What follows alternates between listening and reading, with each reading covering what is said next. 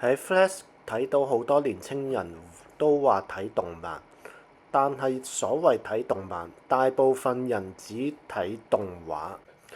某某作品係動漫，唔係卡通。如果將動畫講成卡通，都可以接受，因為兩者太類似，難以分辨。當然，認真分辨係有方法，不過唔係歐美製作就係卡通咁膚淺說法。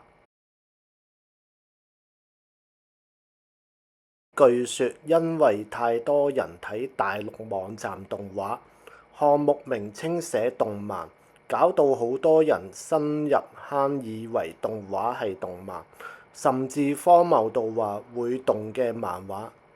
會動嘅漫畫以前香港某漫畫公司做過，係幾有趣，但唔係泛指動畫為動漫咯。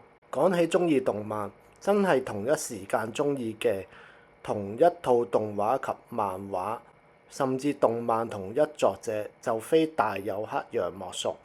阿基拉真係動漫同一套作品作者。第一套日本動畫卡通，導演正是手塚治虫，首創好多影響後世製作動畫嘅方式，包括菲林1秒24格，佢濃縮至1秒8格。此外，其他省成本方法仲有畫面重複使用，例如 OPED。而之後嘅機械人動畫用重複畫面更加淋漓盡致。合體及出動用咗唔少時間，雖然每集重複，不過對合體畫面百看不厭。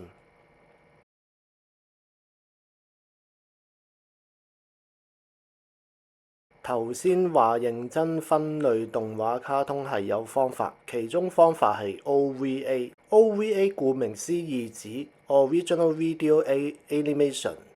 當時日本電視台繼續播放動畫。而由細睇到大嘅動畫迷，對於電視台所播放嘅動畫滿足唔到，心理狀態上有改變嘅大人動畫集。電視畢竟係一家大細會睇嘅傳播媒體，冇可能放啲不適合兒童不宜動畫。而動畫公司睇準機會，製作幾集嘅動畫，以錄影帶租售。銷售對象係有經濟能力嘅大人動畫集，題材方面更大膽，探討話題更深奧，畫面上追求完美，暴力及性感不在話下。細個有睇 OVA 經歷，當時翡翠台逢星期六早上播放 OVA 地帶，而第一套睇嘅 OVA 就係《羅德島戰記》。畫面上的確比平時星期1至5睇嘅50集卡通片質素高好多。此外，日本好着重電影版製作，例如《超時空要塞》、《阿基拉》、《五星物語》、《街頭霸王》等等，電影質素超高。論兩者製作費上，阿基拉比攻殼機動隊更高，相對畫面上阿基拉更精緻。而兩者對於鬼佬嚟講係經典，研究日本動畫必選作品。點解當時讓美國人另眼相看係攻殼而唔係阿基拉呢？阿基拉比攻殼動畫更早出現，一樣探討社會問題。後來上網查資料，因為當時阿基拉只以錄影帶租借，並未普及更多人看日本動畫，但已經有人開始留意日本動畫。攻殼於美國戲院上映時，開始時小戲院上映，評價良好，越來越多戲院上映攻殼，使到美國人對卡通改稱為動畫，亦對動畫看法改觀。動畫唔係只有小朋友睇，反而可以透過動畫深入探討未來、哲學、生命等話題。歐美製作嘅動畫係卡通，說法簡直是膚淺嘅荒謬。上世紀美國動畫有請日本人幫手，而且質素甚佳。對於老動畫迷來說為之嘅動畫包括《Thundercats》、OP 由新世紀福音戰士作畫監督摩沙雪負責，變形金剛亦是。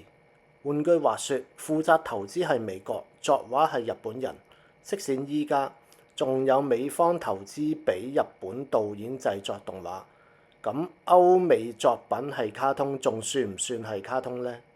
當然，普遍動畫論故事及人性深入探討，我覺得日本人勁啲。有幾套非日本及美國製作嘅動畫值得推介。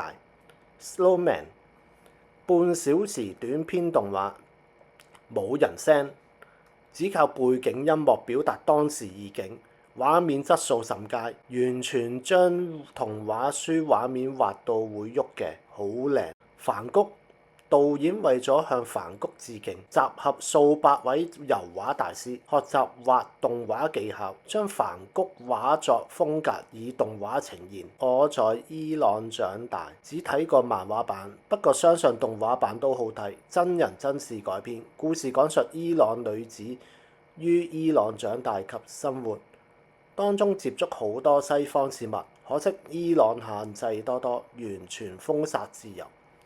女主角想辦法到法國，到咗法國才感受到真正嘅自由。美國著名動畫公司皮斯動畫，表面上係俾小朋友睇簡單故事動畫，其實包含咗好多大人鮮明嘅內容或者彩蛋。此外，意想不到怪獸公司中毛毛啲毛係逐條畫上去，猶如真實動物，喐一喐啲毛都跟住喐，好癲。Flash 好多人將動漫誤說成動畫，但唔會見一個解釋一次，寧願開心 share 自己鍾意嘅動漫畫。